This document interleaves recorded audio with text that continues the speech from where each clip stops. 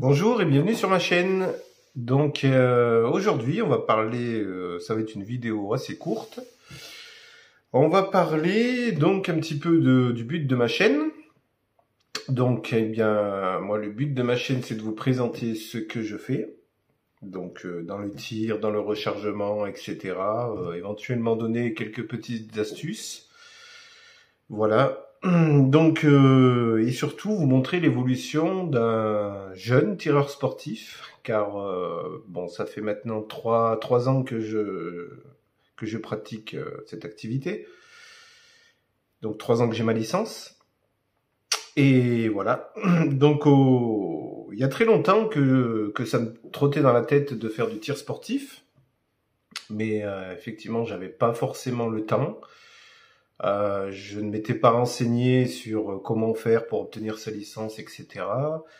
Et voilà, on n'a pas forcément le temps, hein. La vie fait que c'est comme ça, voilà. Et donc un jour, eh ben, ce qui m'a permis de passer le cap, eh bien, c'est ceci. Donc, je vais vous présenter ma première arme. Donc, c'est un poudre noire. Et oui, donc le fameux, très connu maintenant, 1858. Bon, c'est pas tout à fait la bonne année, si je me trompe pas, il y a une histoire de brevet, je sais plus la véritable année de cette arme, je sais pas si c'est pas 1861, quelque chose comme ça.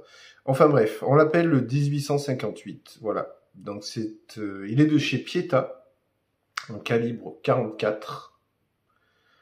Poudre noire uniquement, bien entendu. Voilà. Donc c'est le modèle nickelé. Donc le modèle nickelé, il ressemble énormément, voilà, comme vous pouvez le constater, il ressemble énormément à l'inox, hein. Sauf que c'est pas tout à fait la même teinte. Le nickelé est un petit peu plus jaune, hein, ça se voit pas vraiment, mais si on mettait les deux à côté, on s'en rendrait compte. Le nickelé est un petit peu plus jaune, et surtout il a le ponté nickelé également, contrairement au modèle inox qui a le ponté laiton. Voilà, plaquette de crosse noyée, hein, classique pour un 1858. Alors, sachant que celui-ci, c'est le modèle Texas de chez Pieta. Donc, carcasse laiton. Donc là, ce n'est pas une carcasse acier, c'est une carcasse laiton recouverte de nickelage. Voilà, qui est nickelée. Et c'est une aberration de chez, comme tant d'autres, de chez Pieta. Car le modèle Texas n'a jamais existé en réalité, hein. Voilà, donc c'est une invention de chez Pieta. Mais moi je le trouve bien sympa, hein. Et donc c'est ma première arme que j'ai eue. Donc je suis tombé un jour par hasard, hein, sur des vidéos et sur des sites voilà, de vente de ces armes. Et je suis tombé amoureux, hein. Je pensais pas que ça se vendait, que ça existait en réplique. Je ne savais pas du tout. Il y a 3 ans, j'étais vraiment... Bon là j'ai quand même pas mal évolué, hein. Et voilà, je ne savais pas du tout que ça existait. Donc du coup, en plus catégorie D, donc juste avec une pièce d'identité, c'est vrai que c'est le top, quoi. Profitons-en, j'espère que ça va rester comme ça vis-à-vis de la législation. Donc il faut éviter de faire n'importe quoi avec ça. Ça reste des armes, hein. On est bien d'accord. C'est du calibre 44 et ça reste des armes. Donc bien évidemment, il y en a qui les utilisent sur terrain privé, hein, si on le fait en toute sécurité, sans gêner les voisins, etc. Selon les textes, il n'y a aucun souci, hein. Après, bon, il faut pas faire n'importe quoi. Le top, c'est en stand, hein. Bon, bien sûr, tous les stands n'acceptent pas la poudre noire. D'après ce que j'ai vu sur différents forums et différents groupes, tous les stands n'acceptent pas la poudre noire. Donc bon, après, c'est dommage, effectivement. Bref, en tout cas, le mien l'accepte, donc c'est top. En stand, c'est nickel. Et puis, il faut apprendre à tirer correctement, enfin voilà. Donc voilà.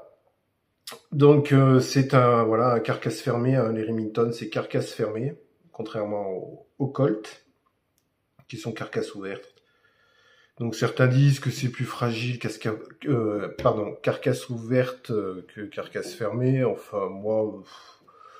oui, ça semble logique, mais après, bon, ça reste, c'est pas du chewing-gum, quoi. Je vous présenterai une autre arme que je possède, j'en suis très satisfait aussi. Bon, à la longue, effectivement, si on tire des charges de guerre constamment 50 fois par jour, peut-être qu'effectivement, ça jouerait sur la fragilité de l'arme, mais bon, je pense que c'est pas le cas. Voilà, donc moi, je ferai d'autres vidéos, hein, sur, bien entendu, énormément de sujets. Donc ma chaîne, je l'avais créée en 2019, mais je m'y étais vraiment pas mis dessus. Voilà, donc je vais essayer de faire des vidéos, de faire vivre un petit peu cette chaîne avec vous, bien sûr. Et je remercie tous ceux qui se sont abonnés et tous ceux qui vont me donner des conseils également et me soutenir. C'est super, voilà. Donc, que dire d'autre sur cette arme? Bon, là, vous la voyez, hein, elle est chargée. Hein. Je sais, c'est pas très bien de la charger, mais bon, je vais aller au stand, c'est pour ça. Et je vais enlever le barillet, et ça me fera déjà un barillet de chargé. Voilà, donc bien entendu, j'ai mis de la graisse, etc. Je ferai des vidéos sur le rechargement. Je sais qu'il y en a énormément sur Internet, mais c'est toujours sympa de partager ce qu'on fait. Moi, c'est un petit peu le but de ma chaîne, hein, de partager ce que je fais, surtout de vous montrer l'évolution voilà, d'un tireur sportif quand on commence. Moi, quand j'ai commencé, je ne connaissais strictement rien. Hein. J'ai acheté cette arme. Bon, bien sûr, j'ai acheté la bonne vieille mallette de chez Pieta que j'ai toujours, mais qui ne me sert plus. J'avais pas trop d'ustensiles, hein, mis à part quelques tubes, etc. Pour faire les doses de poudre. Voilà, j'avais pas grand chose et depuis 3 ans, moi, j'ai beaucoup évolué et pas que dans la poudre noire. Voilà. Donc bien sûr, dans cette arme, on y met de la PNF2, poudre noire française de chez Vectan, qui devient très demandé, hein. Ça va être un produit de luxe hein, bientôt. Hein. Enfin voilà. Après, on peut y mettre de la PNC, effectivement, de la poudre noire de chasse, PNC. Ça fonctionne, c'est la granulométrie qui change, mais ça fonctionne également très bien. Après, bien sûr, c'est pas forcément la même précision cible, hein, mais avant, il n'existait pas de PNF2, il y a quelques années de ça, et les anciens faisaient de la poudre noire de chasse, et ça marchait très bien. Après, ça dépend de ce qu'on recherche. Moi, personnellement, je ne recherche pas les points, je ne fais pas de compétition. Ça viendra peut-être à l'avenir, mais pour le moment, je n'en fais pas.